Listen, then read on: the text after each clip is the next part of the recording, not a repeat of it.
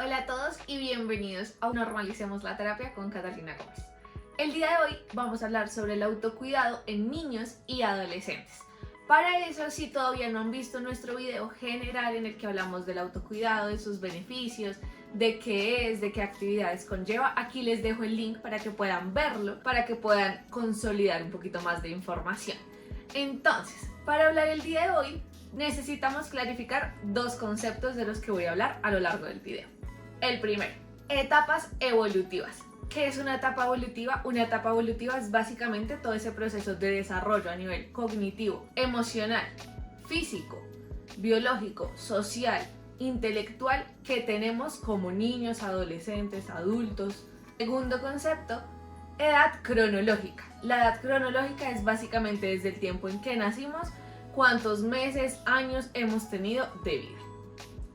¿Por qué clarifico estos términos? Porque a lo largo de la explicación esos términos van a ser relevantes para entender cómo acercarnos a nuestros niños, niñas o adolescentes en el momento de potencializar el autocuidado. Entonces, para eso quiero que hablemos de tres mitos principales.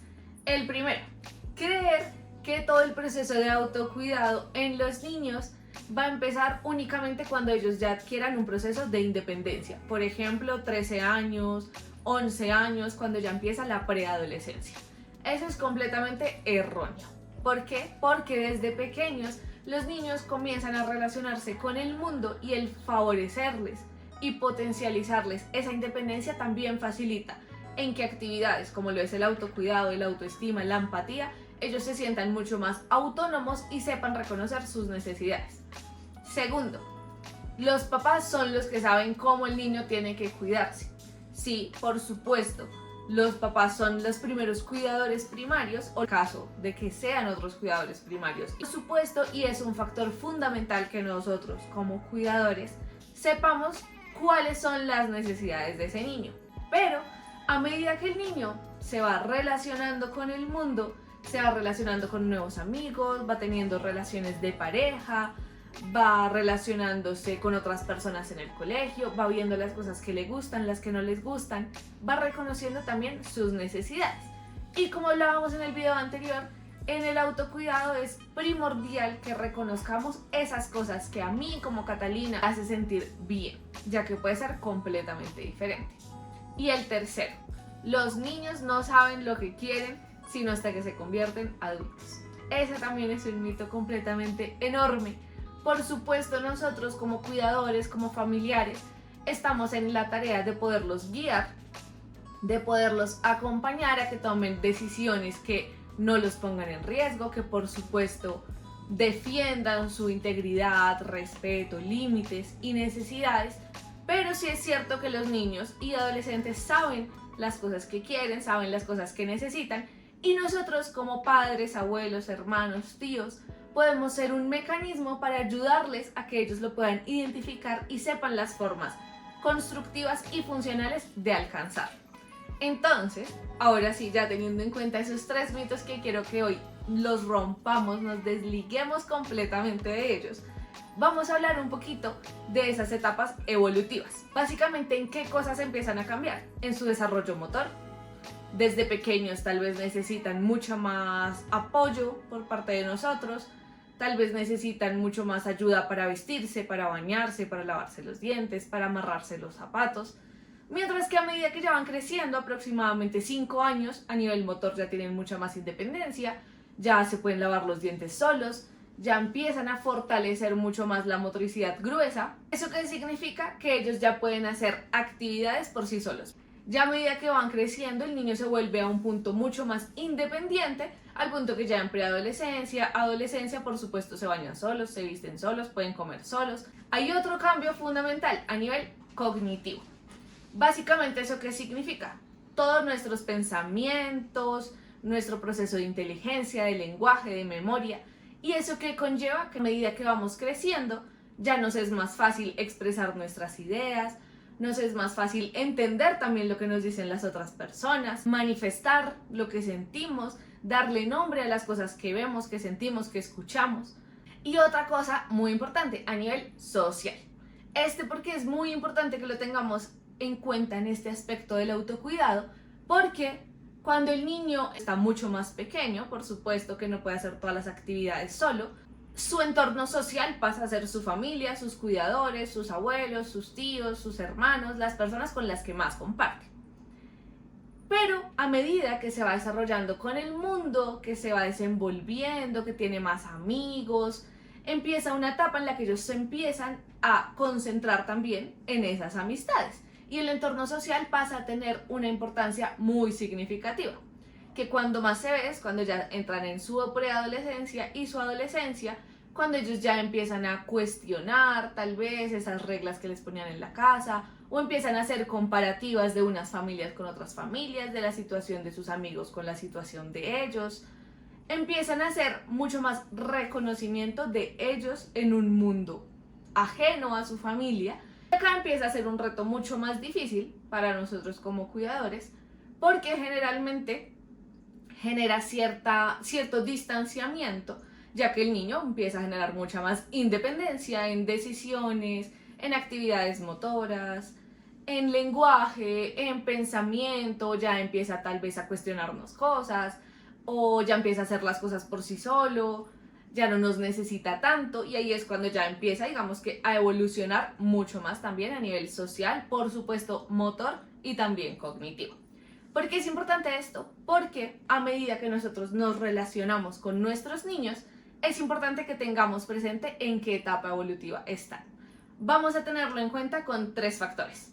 Primero, el nivel de independencia que tienen en su generalidad, es decir, qué tanto nos necesitan para nosotros ayudarle con las rutinas diarias de autocuidado. Segundo, las necesidades. A medida que nuestros niños crecen, a medida que sus procesos cognitivos, emocionales, sociales cambian, también sus necesidades empiezan a cambiar, porque el mismo mundo les pide cumplir con ciertas cosas.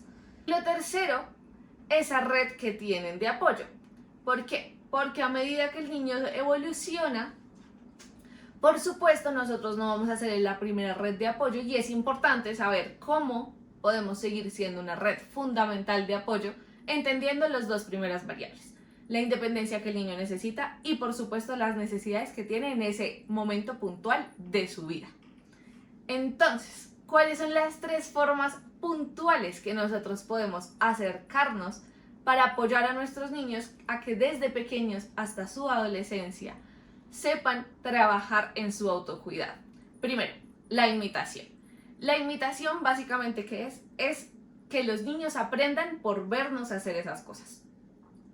¿Con qué edades funciona más? Con niños mucho más pequeños, hasta aproximadamente los 5 o 7 años, porque es una etapa, es un proceso en el que los niños están completamente destinados casi a nosotros, en los que su mayor figura de apoyo, confianza, somos nosotros como papás o como cuidadores primarios, y por ende lo que hacemos es un ejemplo a seguir para ellos.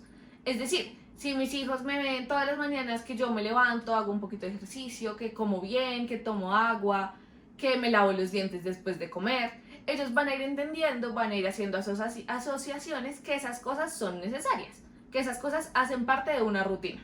Casi que al punto en el que llegamos a la adultez y ya no nos acordamos quién o cuándo, en qué momento aprendimos que teníamos que lavarnos los dientes. Segundo método de enseñanza: explicativo. ¿Por qué este también es muy importante?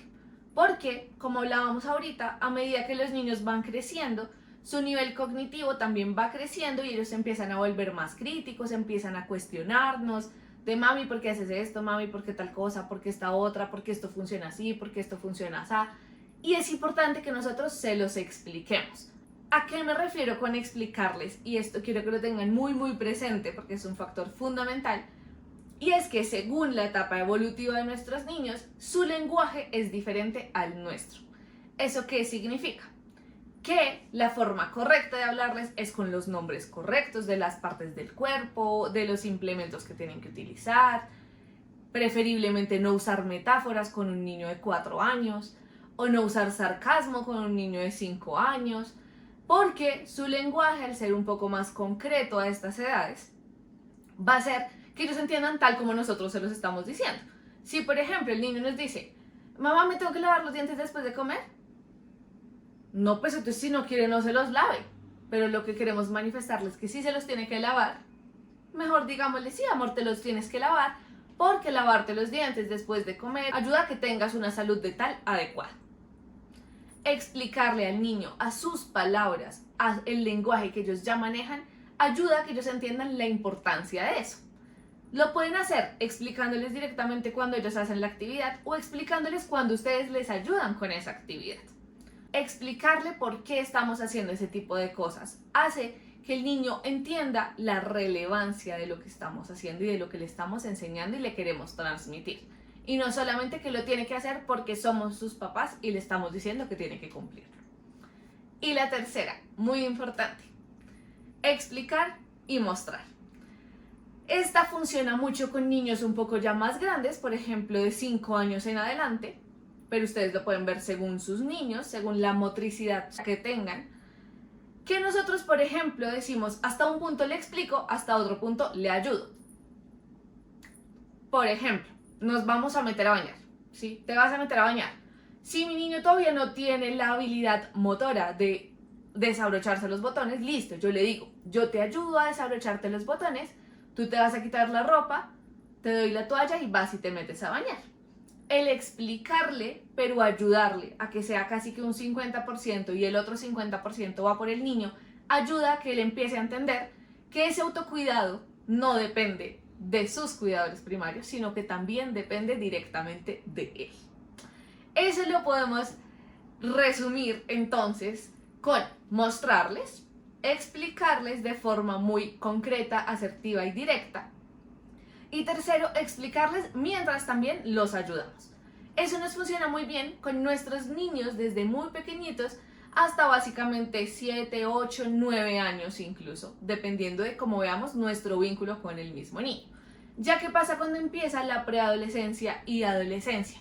En este es muy importante que nos limitemos a 2 características o actividades fundamentales.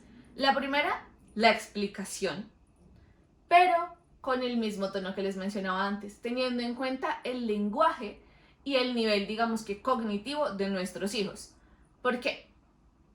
Porque cuando nosotros ya empezamos a crecer, y seguramente ustedes se acuerdan cuando empezaron a ser preadolescentes, adolescentes, que tal vez ya eran un poco más críticos, que ya tal vez no querían hacer exactamente lo que sus papás les decían, que ya las opiniones de los amigos comienzan a ser mucho más importantes de lo que a veces era la opinión de los papás. Entonces en esta etapa es muy importante que nosotros les expliquemos cuál es la importancia de eso y sobre todo entendamos sus necesidades. Por supuesto, en los niños es mucho más sencillo entender las necesidades porque a medida que van creciendo nos vamos dando cuenta de esas necesidades que tienen.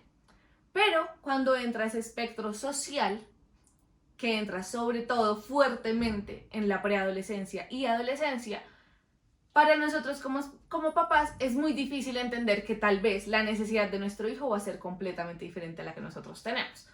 Puede ser que la necesidad de ellos ya no pase a levantarse temprano, a ir a hacer ejercicio, sino que verdaderamente lo que les haga bien es dormir un poco más porque sienten que no descansan tanto o que están manejando mucho estrés en el colegio. Esas necesidades es importante entenderlas. ¿Para qué podemos usar el método explicativo?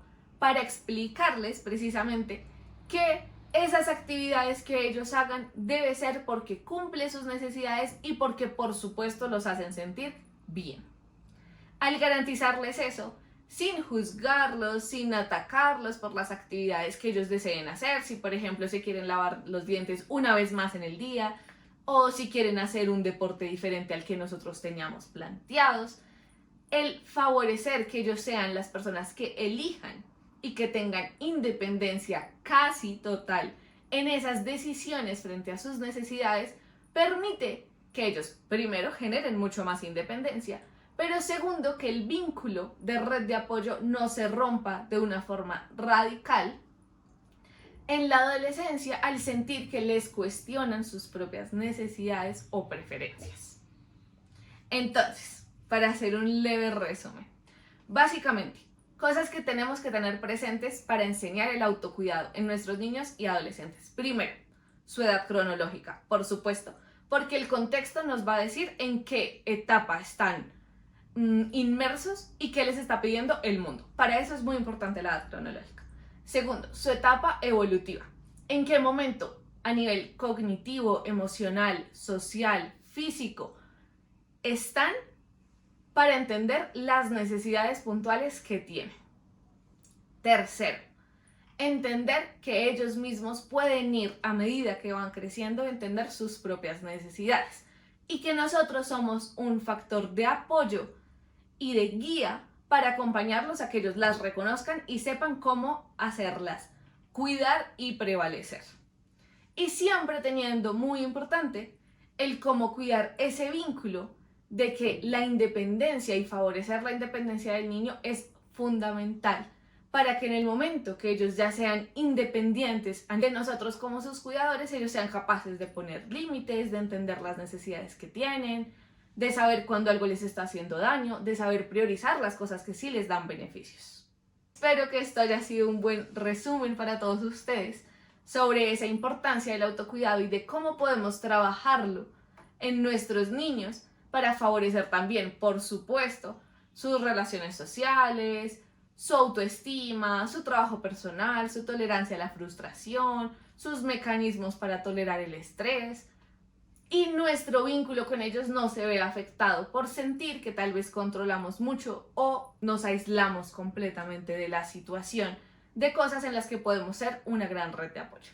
Espero que hayan disfrutado mucho este video y los leo en los comentarios. Si tienen preguntas, dudas, recuerden que estoy atenta a ustedes. Si no se han suscrito al canal, recuerden suscribirse. Aquí lo pueden hacer en mi loguito al lado izquierdo o abajito donde dice suscribirse al canal para que vean más contenido similar de cuidado de salud mental.